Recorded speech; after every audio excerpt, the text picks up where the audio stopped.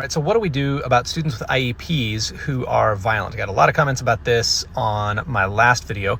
And students who have IEPs do deserve procedural safeguards. They do deserve a free and appropriate public education, but they don't deserve the right to be violent to other students. So I think, everybody is operating under the same rules, that you don't get to be violent to other people at school.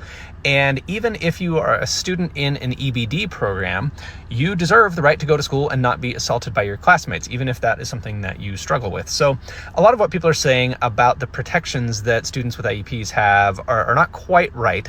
If a student with an IEP is suspended for 10 days or more in one school year, there does need to be a manifestation determination meeting where the IEP team discusses, was this behavior a manifestation of the disability? Does the IEP need to be revised? Is the placement the least restrictive environment? Is it appropriate? That meeting is not going to be fun, but it's not the end of the world. So this idea that you can never, ever suspend a student with an IEP, even if they're violent, is just not true. So whoever's telling you that is not correct.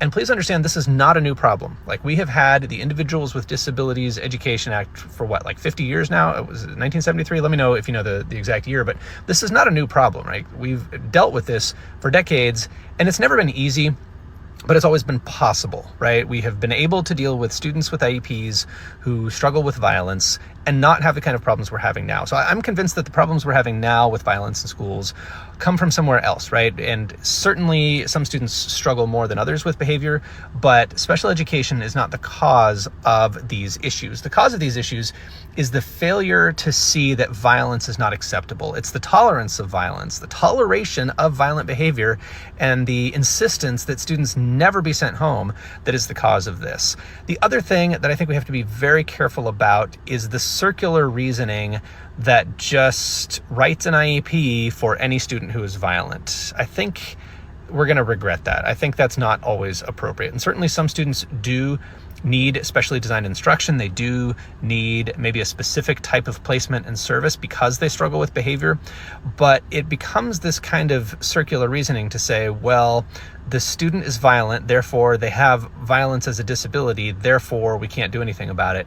Like that's not really what's supposed to happen with EBD. That's not really what the student needs. They do need services. They do need an appropriate education, but that doesn't give them carte blanche to be violent, right? And if you teach in an EBD program, or if you're a para in an EBD program, or a para who works with a student who is violent sometimes, you deserve the right to a safe work environment as well. Like, you're not just signing up to be a punching bag when you take a job like that. And I think everybody, whether the students in those programs and the staff in those programs, deserve to be safe. So lots of issues here, but let me know what you think.